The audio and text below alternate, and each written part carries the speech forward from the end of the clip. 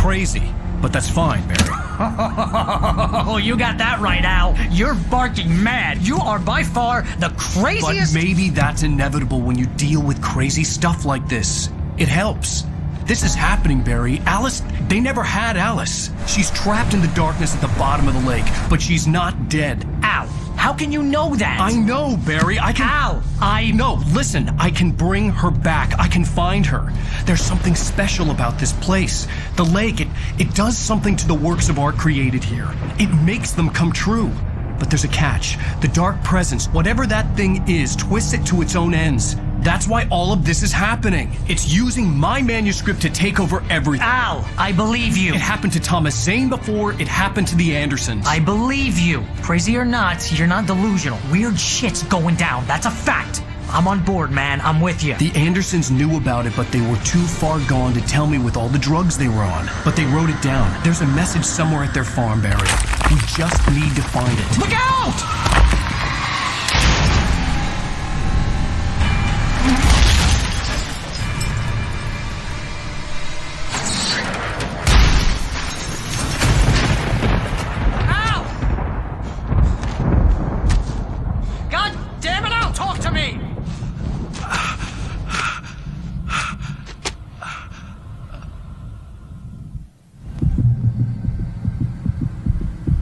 I had lost my gun in the crash. Barry was nowhere to be seen.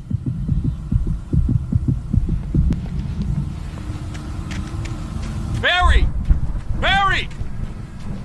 Oh, man, you're okay! Jeez, it's good to hear your voice! I was trying to get out of the car, but the ground gave way. Man, what a drop! And don't worry, your cutout is fine. Forget that! Are you okay? I hit some bushes, didn't get a scratch. There's no way you can climb down, though. It's like a sheer wall. Ah! Al! There's something moving down here! Barry, it's a take-it! Use a flare, Barry! Oh! Yeah! Barry, are you alright? I'm good, Al! I'm great! Guess you never messed with anyone from New York City before, huh?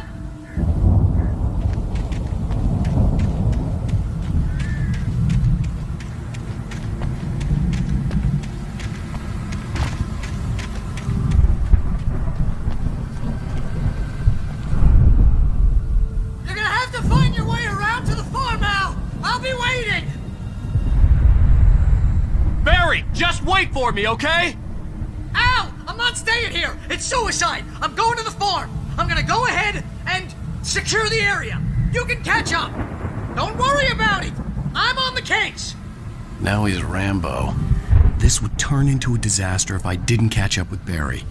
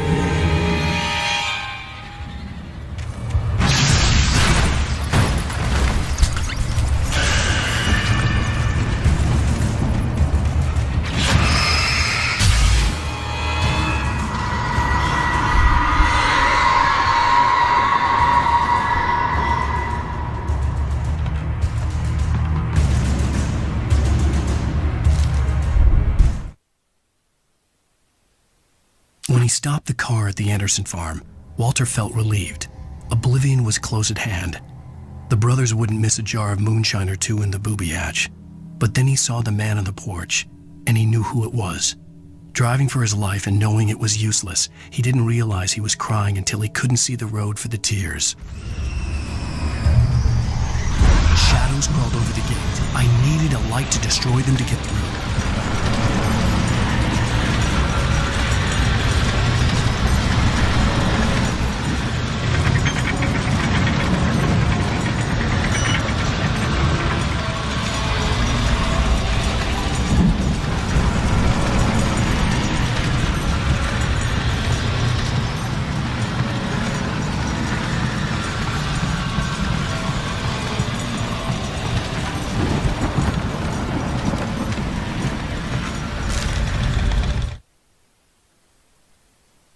Agent Nightingale stared at the passed-out rider. The man was sleeping off one hell of a night. Nightingale felt a stab of envy at Wake's oblivion, but he had a job to do.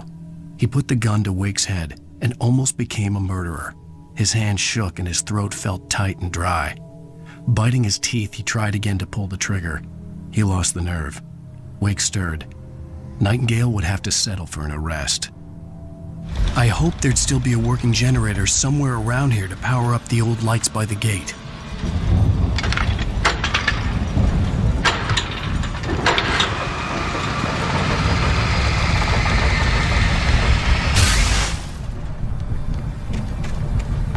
I could sense the movement in the woods ahead. Facing the enemy without a weapon was dangerous, but I had no choice.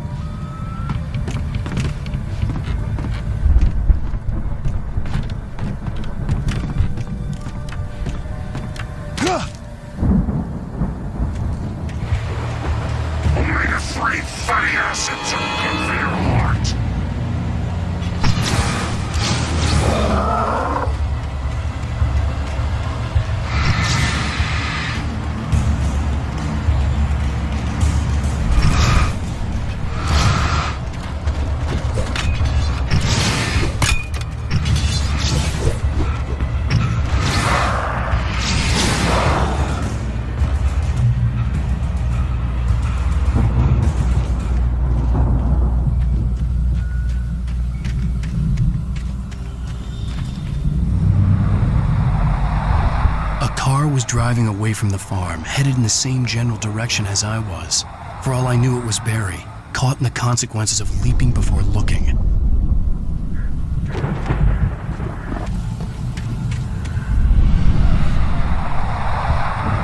The car was heading for the cabin up ahead. It wasn't far. If it was Barry, I would see the damage soon.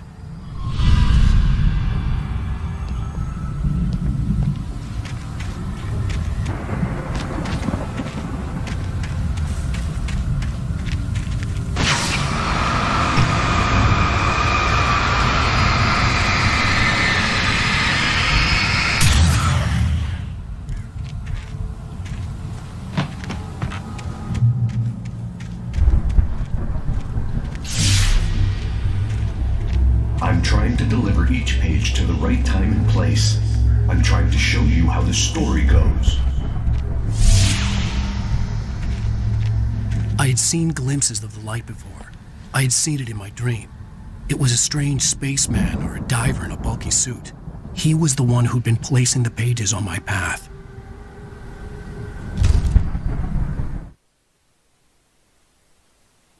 The dark presence followed the choreography laid out to it in the manuscript, growing stronger and stronger, moving like a storm from one scene of destruction to the next. But it was still bound to follow the story and chained to the dark place it came from. When the story reached the end it longed for, it would finally be free.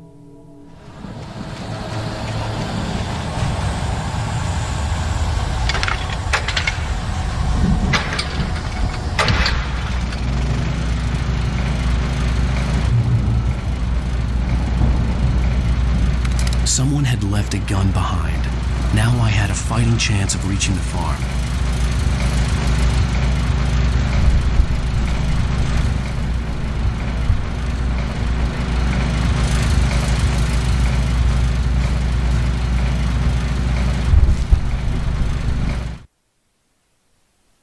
The storm raged on as the Anderson brothers walked unsteadily away from the clinic with the other patients in tow, knowing that this time they wouldn't return. The darkness around them seethed with horrors, but Tor and Odin were unafraid. Their eyes glinted with guile. They knew every secret path, and there was blood on their hands. They had fought these shades before.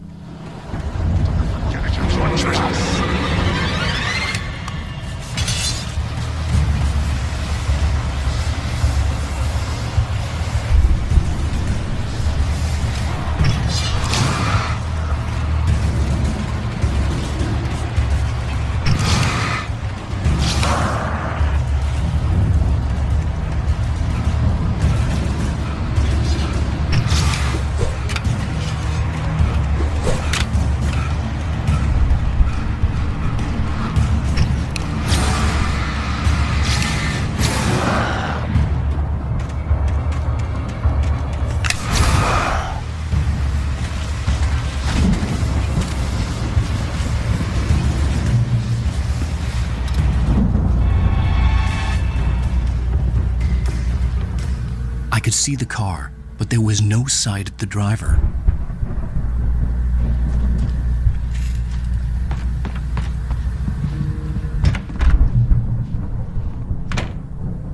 Hello?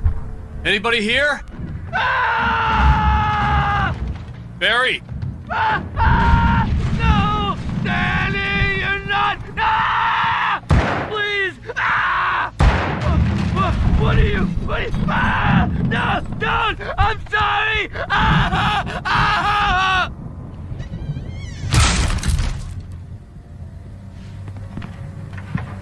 Ah! I know you. You were in jail the other day. I went to the farm again for the moonshine, you know? It makes you see. They're not gonna miss it. They're in the loony bin. But my buddy, Danny, I lost him. Something's gone wrong with him. It's not him. Like a real bad follow-up to a real good movie. The best friend's suddenly the bad guy. Who wrote this crap anyway?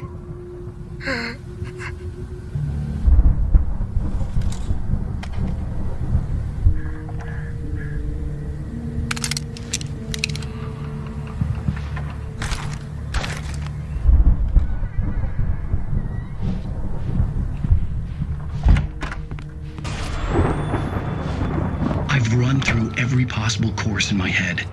If I continue like the Dark Presence wants me to, the story I'm writing won't save Alice. It's a horror story, and it's going to kill her, and me, and everybody in this town. No one will survive. Darkness will consume everything. This is what it's wanted all along. It will be free, unstoppable. It used Alice to get to me, dangled her in front of me to keep me going. It was never going to release her. I'm going to change this. I'll escape. I've written myself into the story. I'm now the protagonist. This feels like a terrible risk, but it's the only way to save Alice. I'll be bound by the events of the story just as much as anyone else who's been woven into it. The story must stay true for this to work. There have to be victims along the way, near escapes, cliffhangers. In a horror story, it can't be certain that the hero will succeed or even survive. He almost has to die. I'll write my own escape into the story next. I need help. Zane's going to be the one who will help me. I'll make it happen.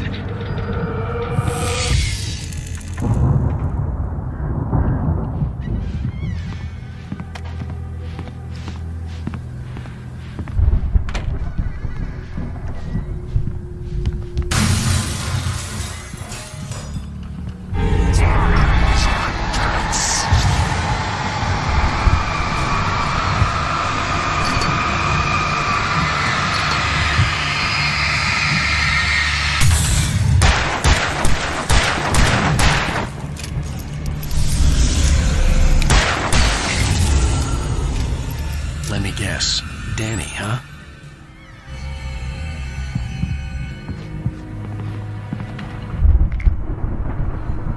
The front door was locked.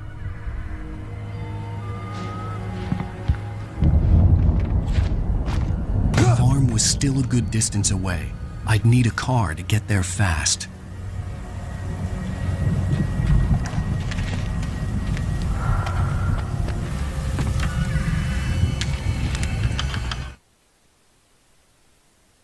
For a moment, Hartman considered strangling the idiot. Mott was mean-spirited, but easily manipulated, an emotional infant who lived for his approval. Wake, by contrast, was a far more difficult subject. Mott had given him too much leash. In 2 days, who knew what could happen? Hartman would have to find a way to rein him in, and quickly.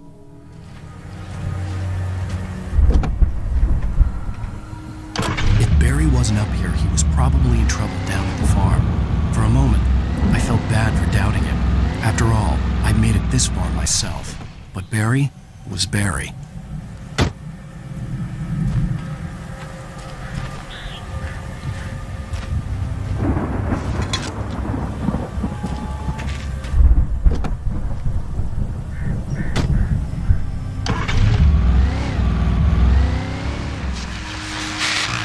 Well, as I'm sure everyone's noticed, that storm we all felt coming is finally here. The boys at the Weather Service reckon it'll last until morning at the very least. Pertaining to that, let me read that missing persons alert again. The Sheriff's Department's still looking for a Caucasian woman, 30 years old, slim and blonde with blue eyes. She may be lost in the woods, and it's possible she's been injured in a car accident. If you see her, please make sure you get her indoors and call the sheriff. It's bad weather to be caught out in, so if you see someone in the area who maybe looks a little confused, give him a hand, all right? This is Pat Main on KBF FM, hoping you're all safe and warm tonight.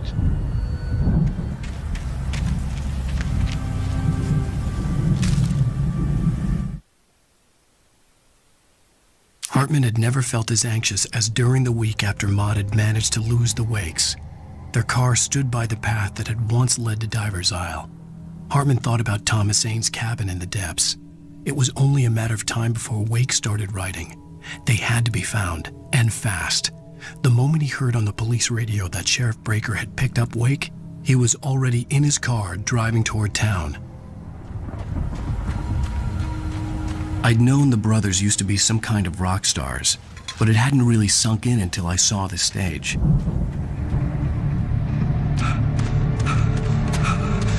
Ow! Run! Incoming! There's too many of them!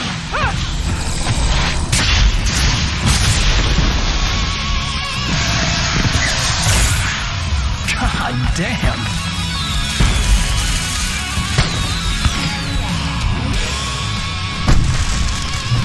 So glad you decided to go it alone, Mr. Bronson. Shut up and shoot! Ow! We have to fight them all! The fireworks are here and help you out! Hey, Al! Did you notice there's a lot of ammo and stuff around? This place is stacked! Al! Hold on! I'll try to get the stage lights on!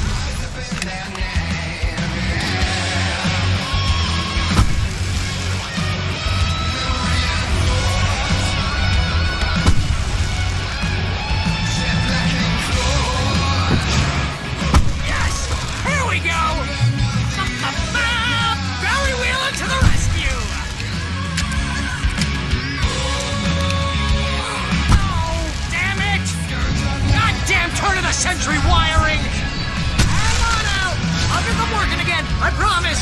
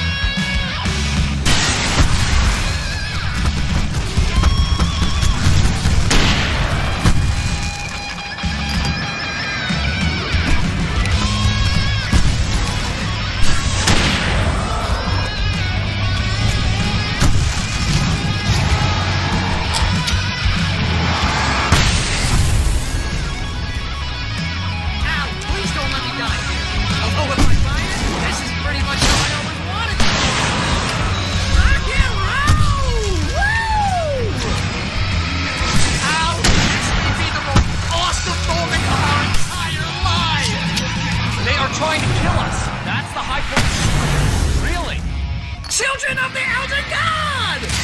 Giant, God damn it!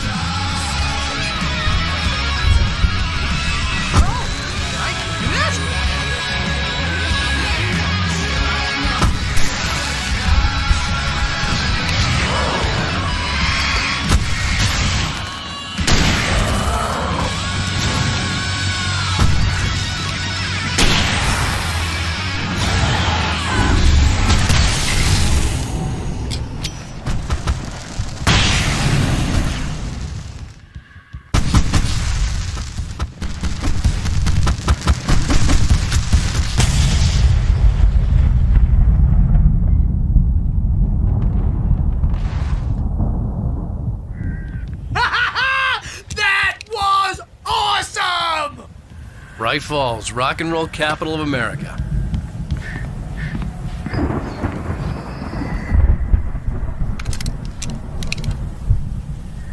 Hey, Al! This way to the farm!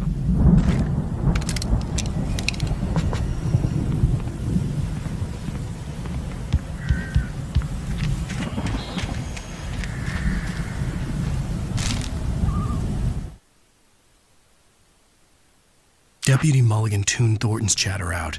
He didn't think riders were particularly useful people, and a huge manhunt for one struck him as idiotic. Certainly not worth the missed opportunity for coffee and pie. It wasn't even clear what the man had done, except run from them at the trailer park. Mulligan knew he wasn't alone. The sheriff's patience with the Fed was running out.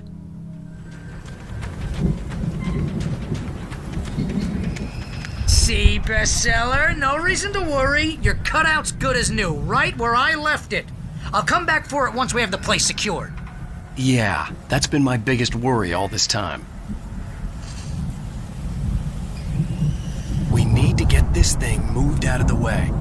This is as far as I got before they ambushed me.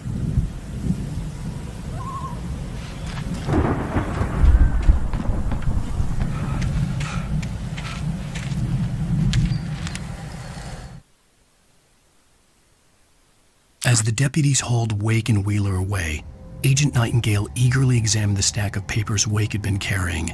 It was incomplete, a collection of random pages, but there was enough. He saw his own name in there, among others. His hands shook with emotion. Finally, it was proof. He had been right all along.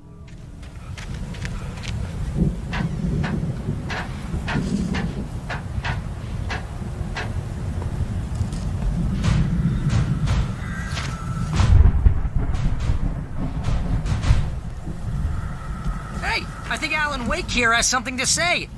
What's that, Al? Oh, I'm Alan Wake. I'm always right about everything. And if I don't get my way, I'll sulk all day long. I'm always intense and moody. It makes me very attractive and mysterious. Right now, I'm just standing here because I need my best friend Barry to carry me. But that's okay. I can just take him for granted. I think I see what you did there. Yeah, it was pretty good. You want me to do my imitation of Barry Wheeler? No? Thought so.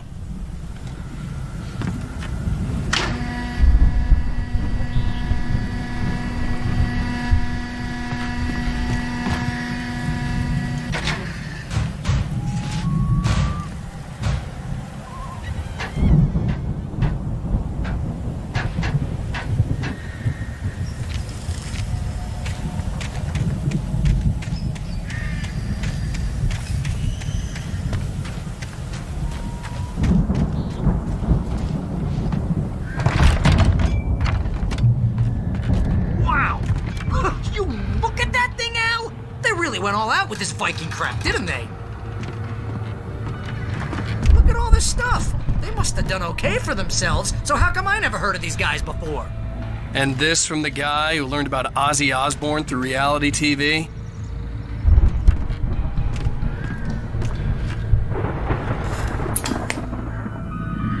Sleep.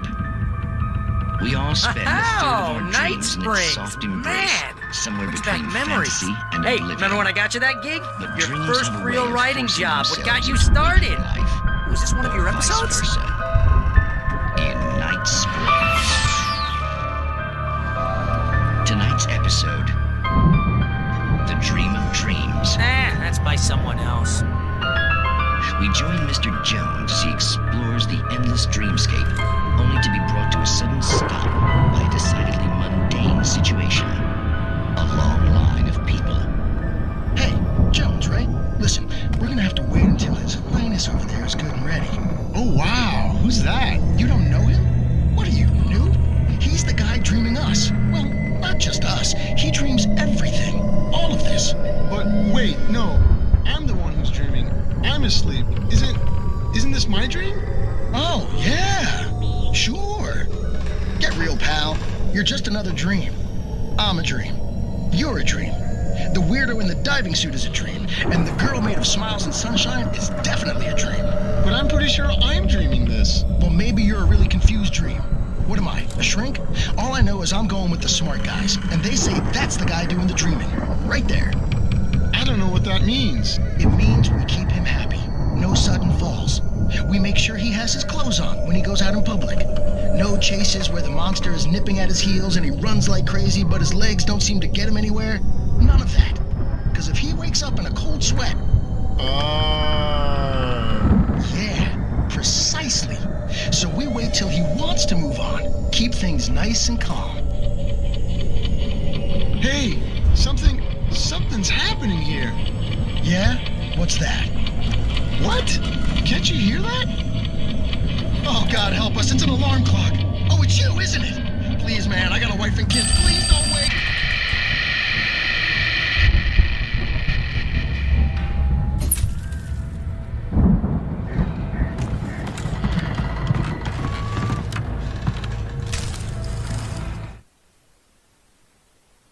It's 1976. Madness reigns at the Anderson farm.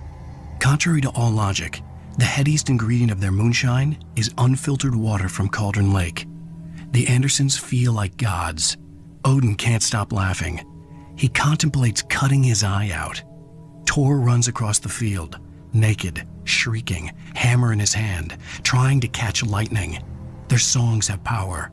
Something ancient is stirring in the depths, coming back.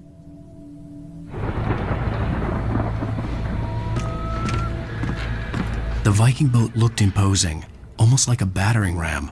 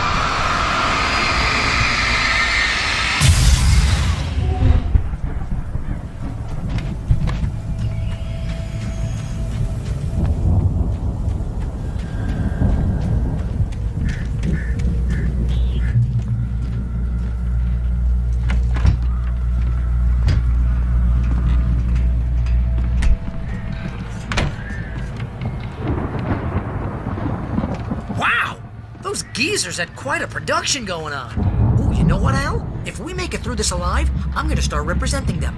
Yep, sell this stuff online, maybe get a reality show going, release a new single. Good luck with that, pal. Hey, you find us a way out of here, okay? I'm gonna take a closer look at this stuff.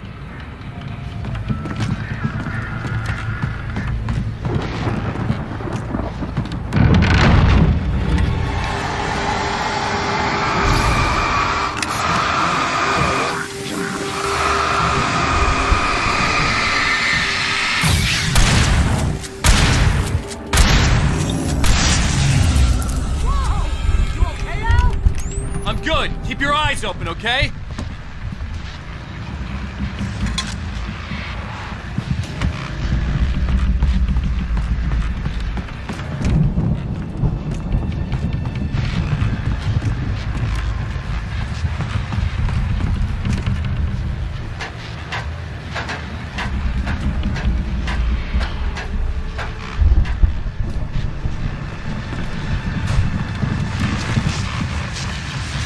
As you regular listeners know, I tend to work through the night, but I'm not the only one.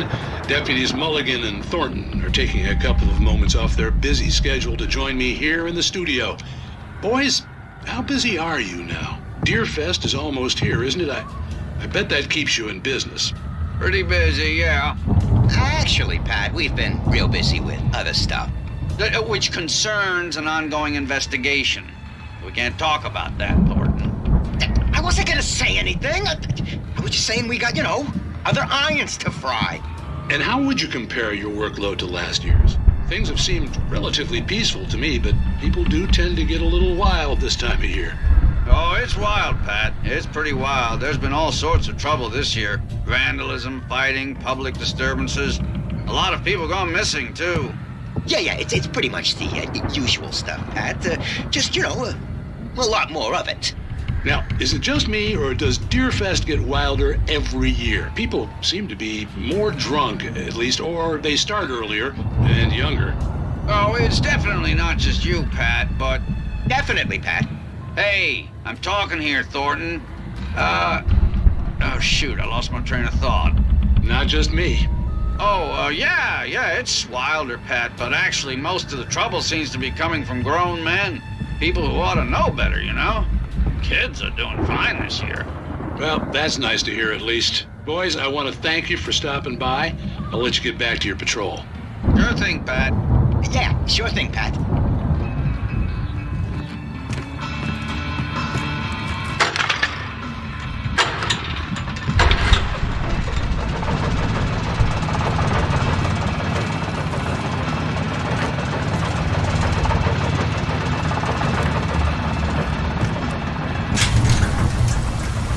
See the building that had to be the Andersons' home on the other side of the field. It wasn't far now. I wasn't worried about trusting the ramblings of two burned-out geriatric wrecks. They had the goods.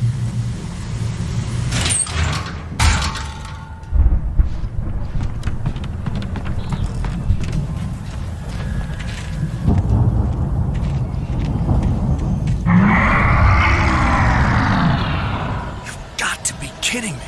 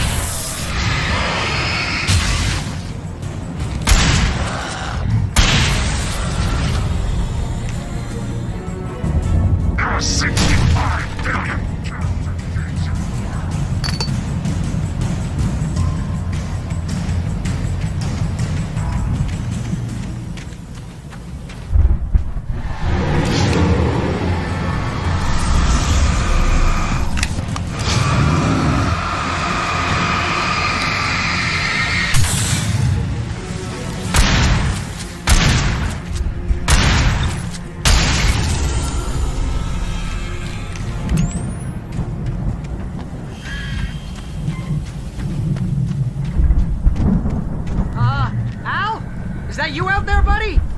Yeah, it's me. Hang on. I'll try to find a key to get the door open. I had to find a key to get Barry out.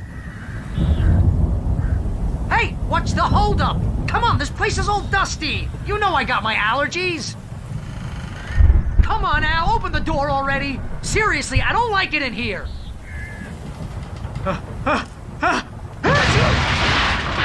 Holy crap. I think I lost some body weight with that one.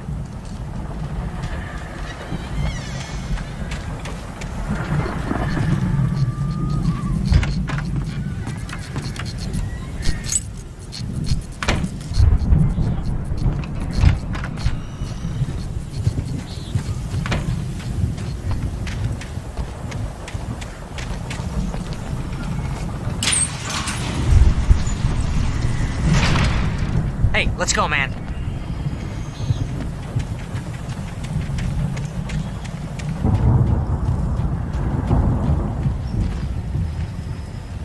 think we're gonna have to work together to open this gate, Al. Looks pretty heavy. Ah! Hey, I think that's the farm on the other side of the field. We're almost there. This farm is a crazy place for crazy people. We should feel right at home then.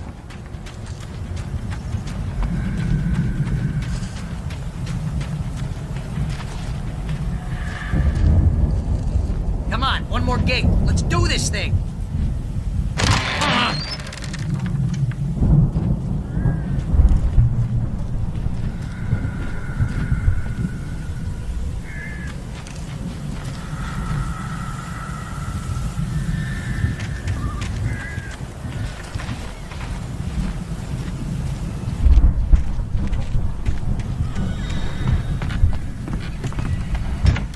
The lights are out.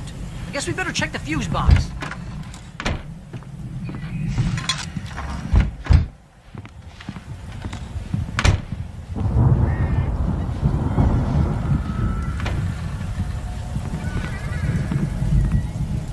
The power downstairs was out, but I was sure I could fix that at the fuse box.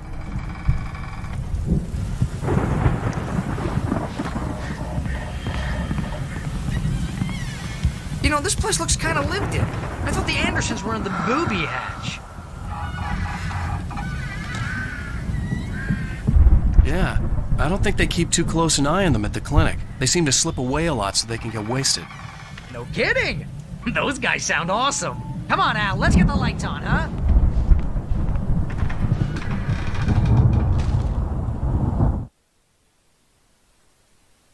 Again, Alice's screams rang in the stillness of the night. I saw myself run toward the cabin, flashlight in my hand. I followed my past self. I was an out-of-body observer, a time traveler in a crazy drunken dream. This was the beginning. The night Alice had disappeared. The mystery of what had happened during the missing week was about to reveal itself.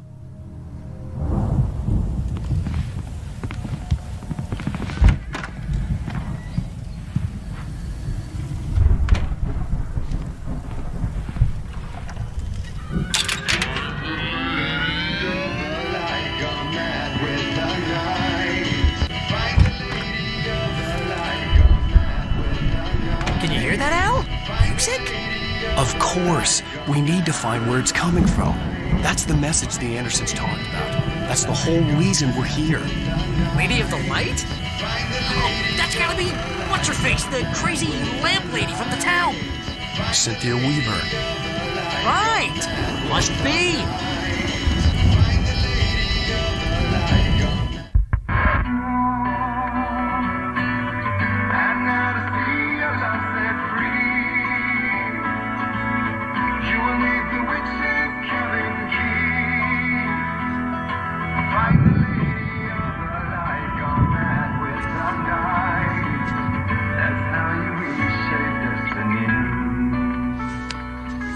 Okay. We need to find Cynthia Weaver. We'll stay here for the night and head back to town as soon as it gets light.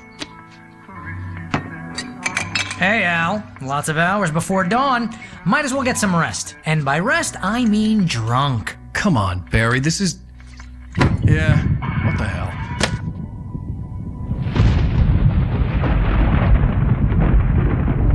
Listen, Al. I'm sorry about Alice. No, seriously, because I know we don't get along, but we're gonna find her, right? And even though you're a crazy bastard, I'm gonna stick by you, no matter what, ever, Al. Sure, like a brother. I'm a writer, goddammit. Correct. If I just wanted to, I could write 10 books a year. And they'd be the best books that year. No, you couldn't. That's right, I couldn't. But I could, because I'm a writer. What? What do they put in this stuff? I feel like my brain is coming out of my nose. I'm gonna get the recipe off those coots and be a booze millionaire. I just miss her, Barry. I just want her here with me. I know, Al. I know. It's gonna be okay. We're gonna make it okay.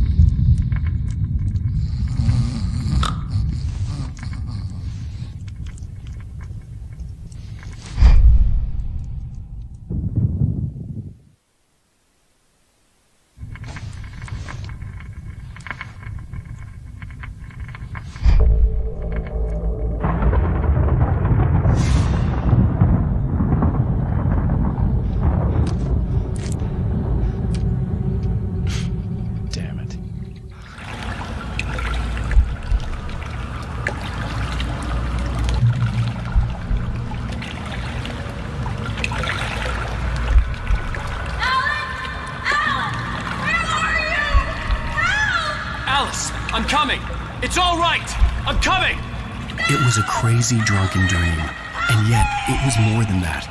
It was the truth, a suppressed memory unearthed by the Andersons' moonshine.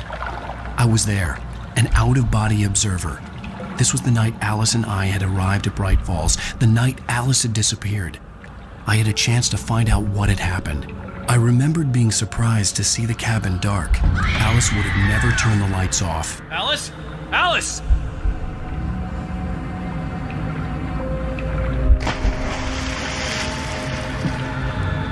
I remembered thinking I caught a glimpse of her form underwater, sinking into the darkness. Diving after her was the last vague memory I had of that night. After that, the next thing I could remember was waking up behind the wheel of the crashed car and finding the first pages of the manuscript.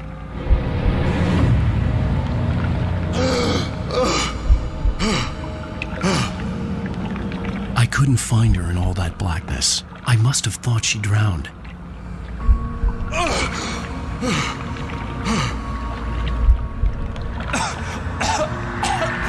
Alice! Jagger had Alice, and so she had me. Alice!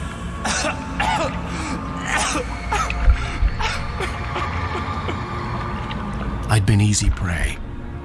Look at the cabin. Is there someone in the window? Alice? Maybe she didn't drown after all. Maybe she's inside. Alice! Yes. The dark presence had touched me. She had dug her nails into my brain and used me, made me her puppet.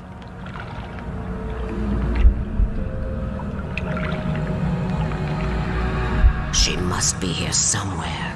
Maybe upstairs in the study. Alice! Yes, that's where she is. You can apologize. Alice! You'll laugh at the whole thing together and put it behind you. Alice?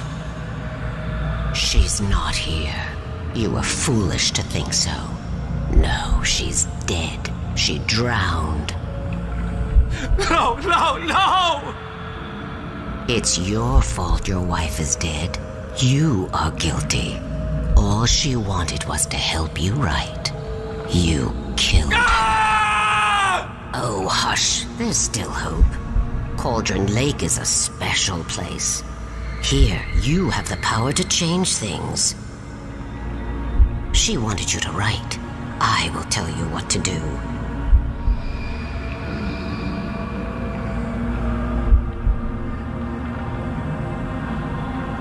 You can write her back. The story will come true, and all will be well again. She had Alice, and the manuscript was the ransom for her.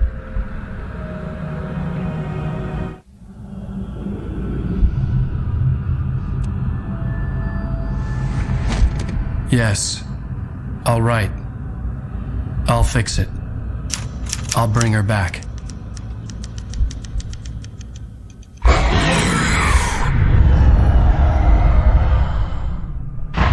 No, I wrote it. I remembered it all now. In the dark, I'd written for days, a week, almost a complete manuscript of a novel entitled Departure. Jagger had been my editor, whispering in my ear, making sure that the unfolding story would make her more and more powerful. I thought I was saving Alice. Even with the cobwebs she put in my head, some part of me had been aware enough to write my escape into the story, to bring a light into the cabin to release me before I could finish, to interrupt the horror story before the ending, where darkness consumed everything and everyone. Zane was weak and far away, but I had written him into the story, and his light had been enough to set me free. It isn't here now. I'm here because it was written. I brought the light to set you free. You must hurry. It will know I'm here. It will be back soon. It stole the skin of my barber a long time ago. She looks so old.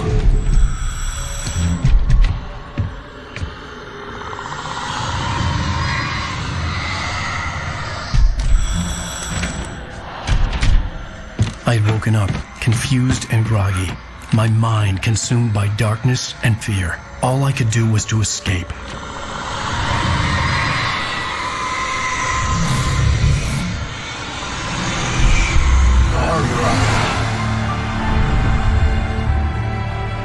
The week spent in the cabin had taken its toll. I was barely conscious and fading fast. It had to have cost Zane terribly, thrown him even deeper into whatever dark place he now haunted. But he had managed to weaken the dark presence, kept me safe that night.